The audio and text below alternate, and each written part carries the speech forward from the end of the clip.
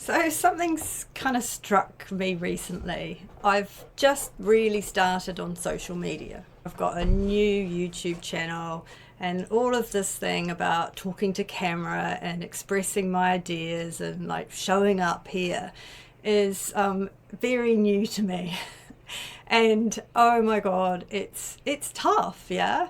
It's tough learning something new when you've got years and years and years of experience doing something else and you're really good at those things. And this is what it's like for me on social media. You won't believe the stress I have with technical issues, equipment, posting, the platforms, the fact that you work on something and no one sees it, or like I've got down here at the moment, my dog panting crazily because he's just come back from a walk. I could think that's an issue for the video, but actually for this one I'm not going to let it be an issue. So all of that stuff. So what it's made me think of though is that is what renovation is like for most people. All of a sudden you're doing something completely new and somehow you're just supposed to know how to do it. And I really can appreciate that now from this place I'm in right now of being an absolute beginner. That beginner place is really uncomfortable. You're looking around and trying to find help and support. And obviously, there's so many people who are going to want to say to you, oh, do it like this, or you should do this. It might be family, it might be friends, it could be the builder. So many people who are going to have an opinion. But who do you trust? Who do you listen to? And the worst thing is a lot of those people, they don't even know what they're talking about. And the worst ones are the ones that say they know what they're talking about, but they actually don't. So you're going to have all of that noise going on around you. The other thing is you could think to yourself, well, maybe I should employ an architect or a designer to do everything for me. That is definitely one route. That would be me, how I take my clients all the way through the process and basically do it for them. But the truth is, it's really expensive to do that. And from my experience, most clients don't have the budget to do the big renovation and do the furnishing and also to employ somebody to manage all of that the whole way through. That tends to be the reserve of wealthy people. So fine, and there's a lot of designers and architects that can do that. But what I see is a majority of people who are just giving it a go and doing their best. And over the years, I've seen the effect that has on people.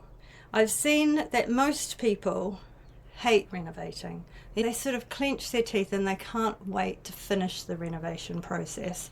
The first question people ask me when I told people recently that I'd just started another renovation project of my own, how long is that going to take?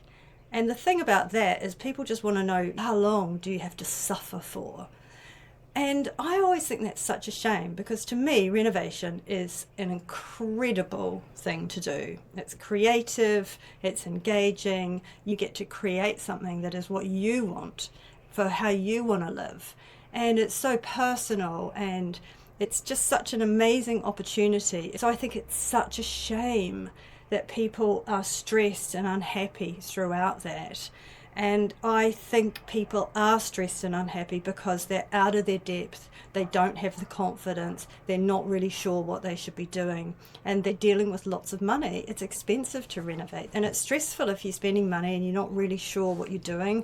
There's so many decisions that need to be made during a renovation, and those decisions can be joyful and easy, or they can become really pained and stressful and overwhelming.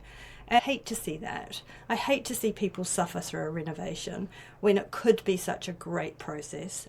But I do understand why that happens. And I think the other issue with renovating when you really don't know how is so often the end result is compromised. So often you're going to end up with a house that wasn't as good as it could have been.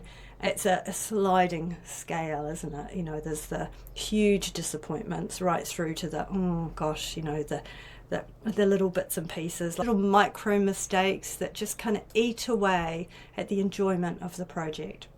So hate to see all of that, especially because one of the things I do know how to do is I know how to renovate. I don't know how to do social media yet, I'm learning, but I do know how to renovate. So what I'm doing is I am working on my project called Renovation Success. Renovation Success is a range of tools and guidance and support for people as they go about their own renovation process. I want to take everything I've learnt over the last 25 years, working in the business, working with clients, doing my own renovations, seeing other people do their renovations.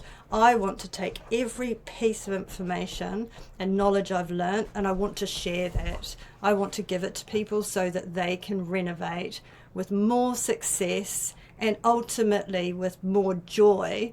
So that's Renovation Success. The very first thing I've put together is around the kitchen, because the kitchen is such a defining moment in the home. So I've put together everything I think is really important for you to know about creating a new kitchen. I've called it the Kitchen Success Method. You can find it clicking somewhere. If I knew about social media, I'd know where to tell you to click, but I'm sure there's going to be somewhere you can click if you want to find out about it. Anyway, bear with me on my journey on social media, and hopefully I can help you on your journey with renovation.